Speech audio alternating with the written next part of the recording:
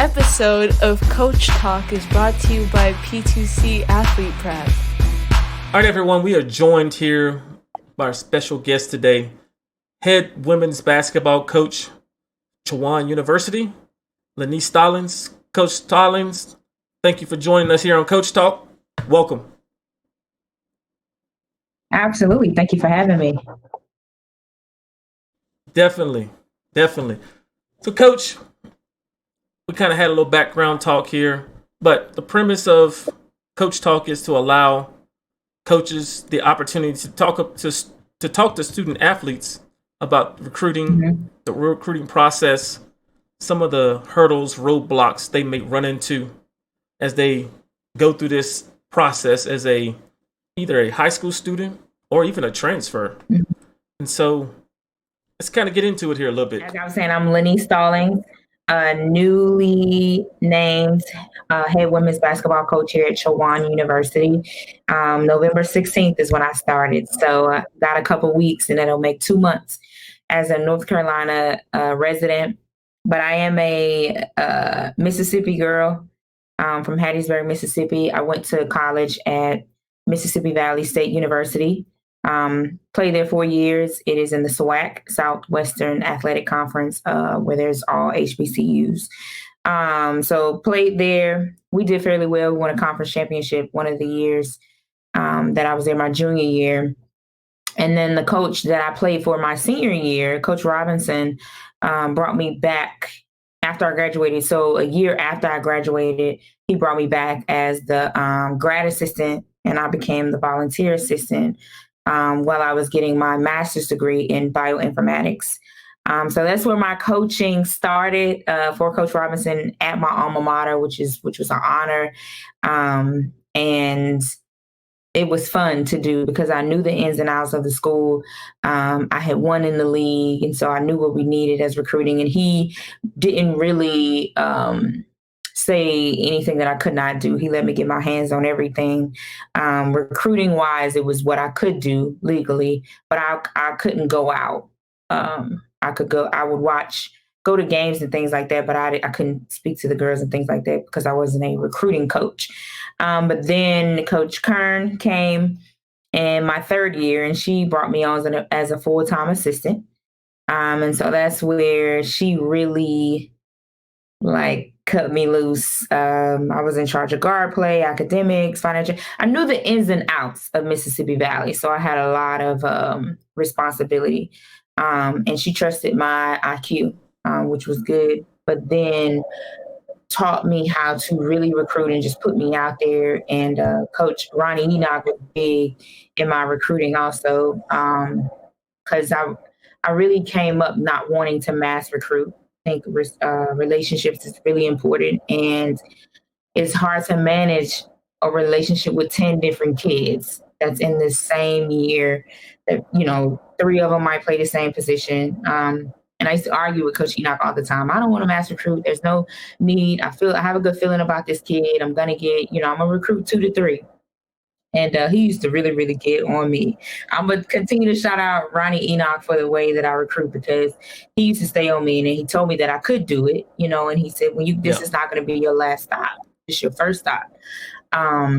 So he continued to pour in just that confidence in me. When we would go and I would sit in those gyms in July, he was just like, keep looking, we're going to eat air sandwiches and we're going to keep it moving. He introduced me to, I don't know, every coach in the gym probably. So I thank Coach Kern for pushing me out there, and Coach Enoch for putting the confidence in me that I could mass recruit and get the kid that I wanted, or go get the kid that we needed.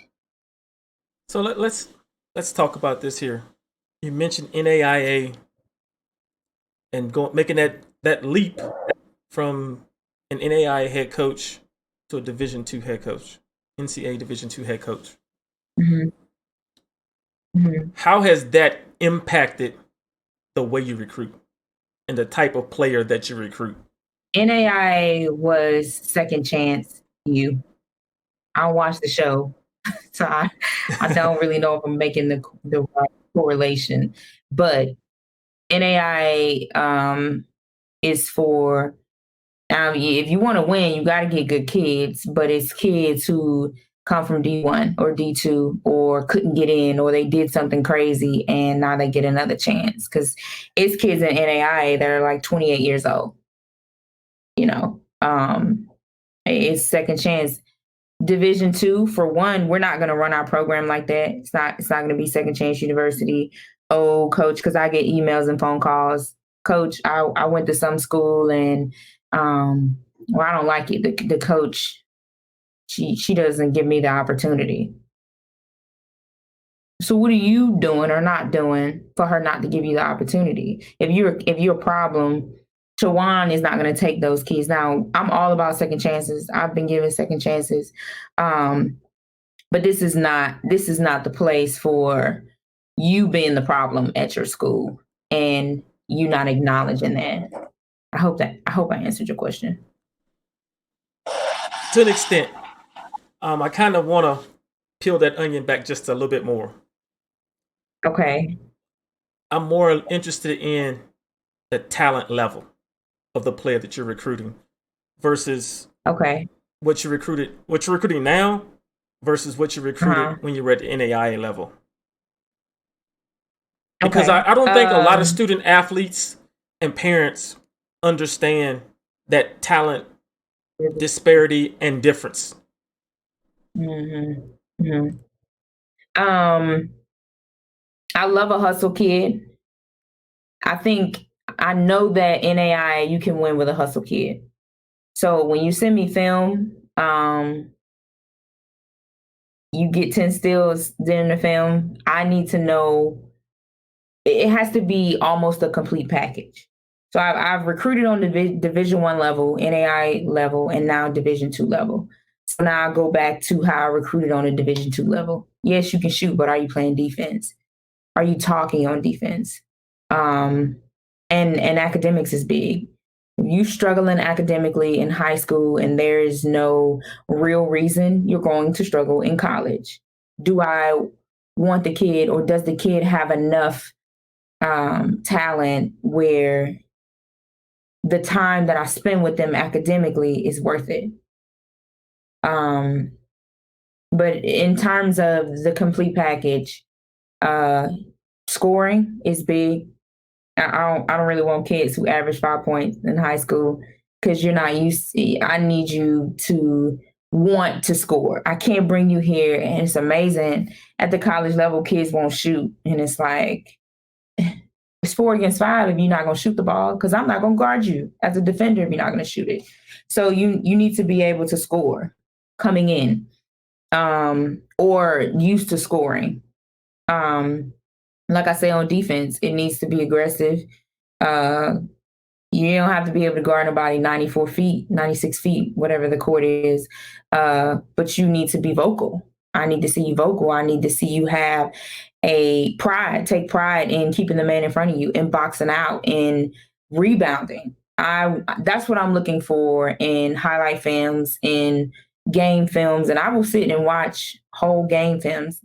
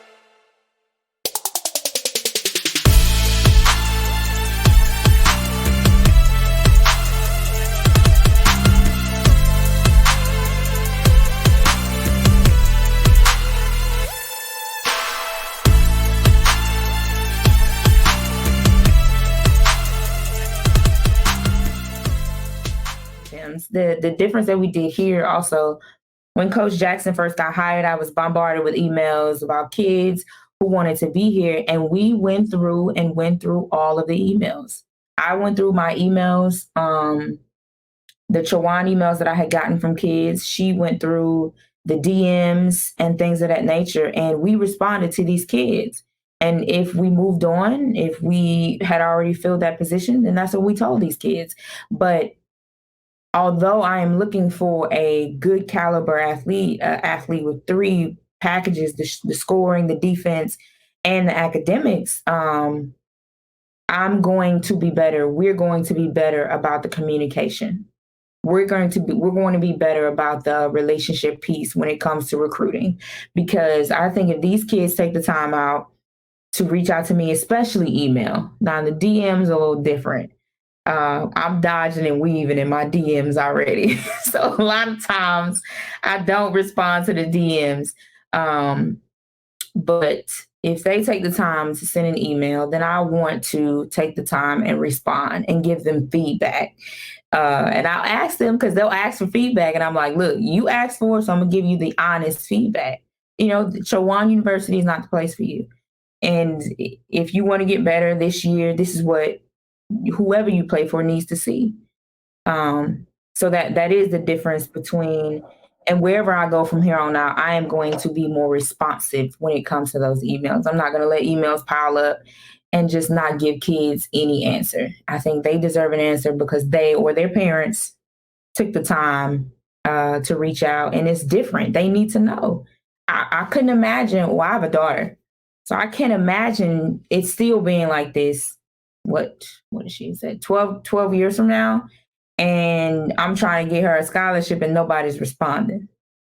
I'm that mama that go knock on the door. So I'm glad to hear that. I have a lot of friends, former colleagues who still coach at various levels, and the running joke I always have with them is, how many players do you have in that recruiting hostage program? And that recruiting hostage program is recruiting hostage program. And okay. I refer to it as such because a lot of coaches don't give the honest feedback to these players because they're holding on to them, waiting on something else. And so I admire you and really thank you for being honest with these student athletes and letting them know that, hey, this might not be a fit for you, or if it is, this is the situation, and really opening up that dialogue with them and having a honest conversation with them. That goes a long way. And it makes me, as especially in the position I'm in, if there's players, to say, hey, you might want to reach out to this coach and their staff because they're going to take care of you, or they're going to do right by you, or they're going to give you some honest feedback on the process. Absolutely.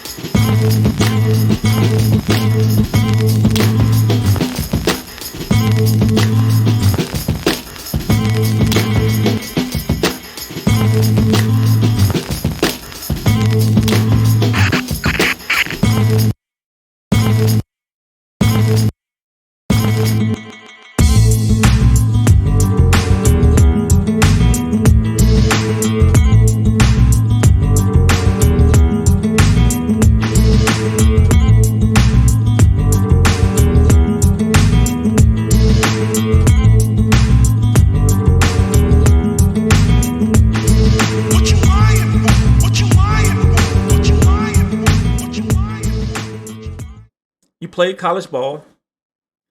What's been the biggest recruiting change that you've seen from the time that you played and got recruited to now?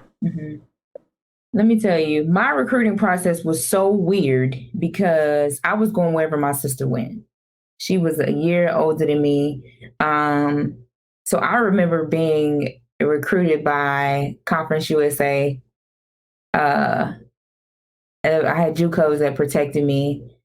To me, it didn't matter. I thought it was cute. But for me, and I wasn't vocal about that because I also didn't know that I had the choice. I thought my mom and dad wanted me to go to a place, and that's why I honestly wanted to play with my sister.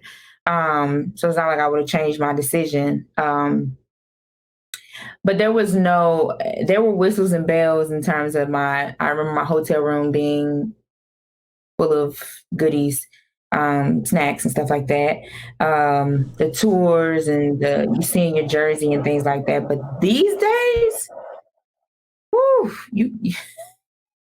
you have to bring out the bells and whistles for these kids. They want to know that they are a priority. And the way that I show kids they're a priority, or the way that I think that they should know, is if I take the time to call you, if I take the time to text you. But if you don't take the time to call me and reach out to me, then I'm not a priority for you. And so that's another way that we recruit. I remember my dad telling me, "You need to call your coach," because I didn't think it was. I was playing high school ball. Communication wasn't a big deal to an 18-year-old, 17-year Yeah. old, and so I called him when he told me to call him. But I will say that the difference is how you get the kid. It's like 90% kids are really on relationship, because 90% of these kids know where they want to go. They know where they want to go, and they're waiting for that offer. It doesn't matter if they come in the day before signing day for some of them. They know where they want to get. Like kids I'll get on the phone. What do you think you want to go to school? Oh, I don't know. It doesn't matter. Yeah, you do. Because if it doesn't matter and you don't know, I don't. You're indecisive. So call me back when you've decided. Well, what matters to you? Does the academic piece matter to you? Does the major matter to you? Does the color of the skin of the coach that you play for matter to you? Does the gender matter to you? If you fly or if you drive 18 hours on a bus, does that matter to you? How much gear you get? Nike, Under Armour, Adidas, does that? Because for me, it did matter. Nike, it was Nike. But I'm not going to say it jaded my decision, because I wanted to play where my sister was. They offered me a scholarship, and so I was able to do that. But the schools that wanted me, they didn't want my sister, so I took it as a slap in the face. These kids aren't.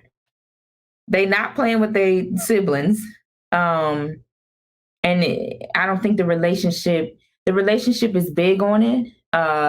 But they want the bells and whistles. They want to know what they're getting. Am I getting my pay back? If I'm not, am I getting cost of attendance? How much do I have to pay for scholarship? And I think that's the truth here. Back then, we had several walk-ons on my team, just because they said they wanted to play, and they took.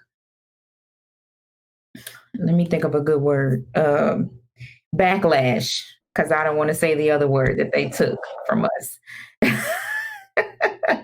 But they took a lot of heat for being a walk-on. Just for being a walk-on, and they could play. They could play with us just because they wasn't recruited. But they took heat for that, but these kids, they a little different. I think their talent is different also, but they look different. Okay. Now, and you kind of touched on it a little bit here. So, what are some of the things that players who aren't like on your radar, what are some of the things that they can do to draw your attention and garner that look from you, to take a look at their highlight video or their film and to say, this is a kid that at the end of the day, we want to put on that board? For me, I think that what we're doing that so many coaches are not doing is, like I said, every email we're going to respond to. I am not behind on a email. Now, if it's a generic email, where I can see all the coaches that you sent it to and you say, hey, coach, probably not responding to those. But any email that I see or it looks personal to me, I'm going to respond to. And so send an email. Like I say, the DM, I dodge and weave in my DMs because they get a little crazy. But so I don't respond to kids that DM me because I don't want to get in any trouble. I don't want to say the wrong thing. I don't know what they are saying in the email sometimes. If a coach DMs me, I will look at it most of the time. But emails for sure. Chowan University women's basketball is responding to every email. If there's an email that you say you sent or you sent it before I got here and it got lost in the mail, lost in the sauce, whatever, resend it. My phone number is pretty public. I'm not going to say it. But if you know somebody who knows me, reach out. And I'll take the time. I honestly will take the time. I have a daughter, again, growing up in these COVID times. And so I know it's going to come a time where we got to figure out where she's going to go to school and how she's going to get her scholarship, because that is a must. And so I want to help these kids. There's somewhere for them to go. JUCO, NAI is way too many schools. It's a lot of opportunities, even with the kids now, college kids now getting their year back, there's still a plethora of opportunities. It might not be the way you want it to go, but we can find you somewhere to go. Like, I don't know who it was, sent me a kid, and I have a couple of D1 friends, and I'll be like, hey, take a look at this kid. I want her, but if she's too big for me, if she want to go D1, let me help her go D1. With the kid that we want, I think it's too many kids to like you say, hold them hostage. It's way too many kids, and a kid will want to go to your school if you recruit them. Recruit them, have a relationship with them. You'll get the kid that you want, but don't hold the other kids hostage. Push them on somewhere else so they can have an opportunity. And some of them need our help. Some of them know. Some of them don't want to listen. Some of them are being advised by somebody else. But some of them just don't know. They don't have the basketball background. They don't know. My little brother just went to college, and he is a student coach on the team. And he's learning so much about recruiting and practice and time and all of those things. And I'm like, yeah, now I can start talking to you from a college coach, and you know what I'm talking about. So yeah, I hope I answered that question. No. Good stuff. Good stuff. So it always comes down to this time, right? As I try to keep these to 30 minutes to not waste you guys' time and everything. So as we kind of close here, what are some final words from you as a coach that you want to pass on to student athletes and parents who may be interested in playing at the Division II level and maybe even playing for you at Chowan? What are some things you would want to pass off to them, little nuggets to pass on? I want you to know that relationship is big for Chowan women's basketball. My assistant is from Virginia, which is 20 minutes away, but she's from like the 757 is what they say. But she's an hour away, so she's very familiar. But Chowan women's basketball will have a relationship with your child and you as a parent. The high school coach, the AAU coach, whoever wants to be involved, we understand. Now, I understand as the AAU coach and the high school coach, you're a coach as well and you're busy. But whoever wants to be involved, we will involve you in the recruiting. It is important to us to get to know 75% of their life and who they're around and who is helping them make their decision. And we want a good fit. We want you to come on campus. COVID is, kind of limiting us with the on-campus visits, but email me, get my number, be persistent. be persistent. If you need my opinion, I hate to say opinion, but my feedback on your play, I will do that. And I also want kids to know once you are recruited by Coach Lenise Stallings, you forever have my number. If you're somewhere and you need something, if you have a question about something, a school, a program, because I went to school and I studied biology and bioinformatics. Don't go to a school and they not have your major. They not have what you can excel in.